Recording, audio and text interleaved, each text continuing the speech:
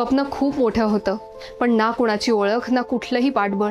अशा परिस्थितीतही एका मुलीने हार मानली नाही. एकेकाळी सेटवर दुर्लक्षित असणारी तीच एक ज्युनियर आर्टिस्ट पुढे जाऊन बनली बॉलिवूडची टॉप अभिनेत्री.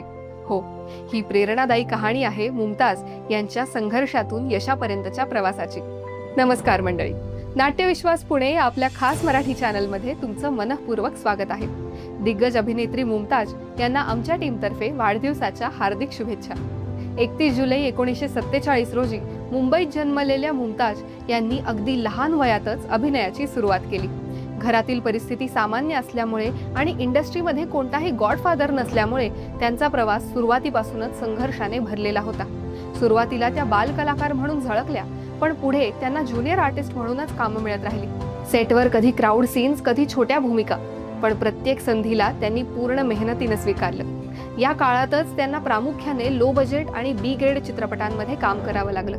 अनेक वेळा अशा परिस्थिती येत होत्या की जिथे पुढे काय होणार याची कोणतीही खात्री नव्हती, पण तरीही त्यांनी हार मानली नाही. जिद्द आणि चिकाटी हेच त्यांचं खरं बळ होतं. याच संघर्षाच्या काळात त्यांच्या आयुष्याला एक वेगळं वळण मिळालं.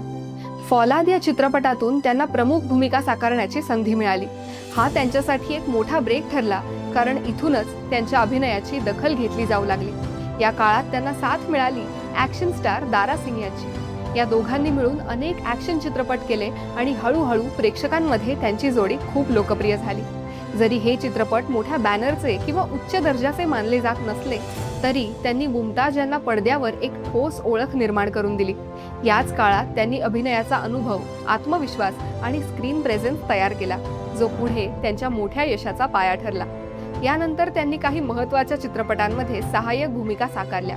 विशेषतः राम और शाम, ब्रह्मचारी आणि पत्थर के सनम या चित्रपटांमुळे त्या हळूहळू प्रेक्षकांच्या नजरेत येऊ लागल्या आणि त्यांच्या अभिनयाची दखल घेतली जाऊ लागली आणि इंडस्ट्रीत त्यांची ओळख अधिक मजबूत होत गेली. आणि मग आला त्यांच्या आयुष्यातला सर्वात महत्त्वाचा टप्पा. 1969 साली प्रदर्शित झालेल्या दो रास्ते या चित्रपटाने त्यांचं नशीबच बदलून टाकलं. या चित्रपटात त्यांनी सुपरस्टार राजेश खन्ना यांच्यासोबत काम केलं आणि चित्रपट प्रचंड गाजला.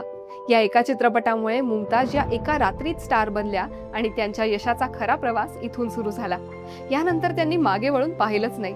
सच्चा झूठा आणि आदमी और इंसान यांसारख्या चित्रपटांनी त्यांना बॉलिवूडमधील अग्रगण्य अभिनेत्री बनवलं. 1970 साली प्रदर्शित झालेल्या खिलौना या चित्रपटासाठी त्यांना सर्वोत्कृष्ट अभिनेत्रीचा फिल्मफेअर पुरस्कार मिळाला, जो त्यांच्या कारकिर्दीतला एक मोठा सन्मान होता. त्यांचा सहज सुंदर अभिनय, आकर्षक व्यक्तिमत्व आणि स्क्रीन प्रेझेन्स यामुळे त्या काळातील सर्वात लोकप्रिय अभिनेत्रींपैकी एक ठरल्या. रोमॅन्टिक, भावनिक किंवा नृत्यप्रधान भूमिका असो, त्या प्रत्येक भूमिकेत प्रेक्षकांचं मन जिंकायच्या. विशेष म्हणजे राजेश खन्ना यांच्यासोबतची त्यांची जोडी प्रचंड हिट झाली.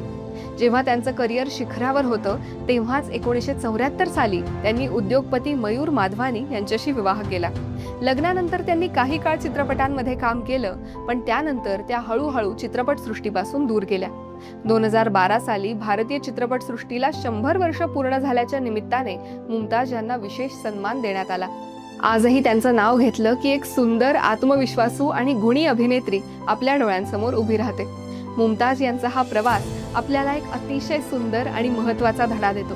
सुरुवात कितीही लहान, साधी आणि संघर्षमय असली तरी मनात मेहनत करण्याची जिद्द असेल आणि स्वतःवर अढळ विश्वास असेल तर यश नक्की मिळतं. तर मंडळी, आजच्या पुरतं एवढंच.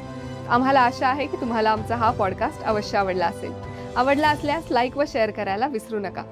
मुमताज यांचा कोणता चित्रपट तुम्हाला आवडतो कमेंट बॉक्समध्ये नक्की शेअर करा. पुढील अपडेट जाणून घेण्यासाठी आमच्या चॅनलला सबस्क्राईब करा व बेल आयकॉन प्रेस करायला विसरू नका. धन्यवाद.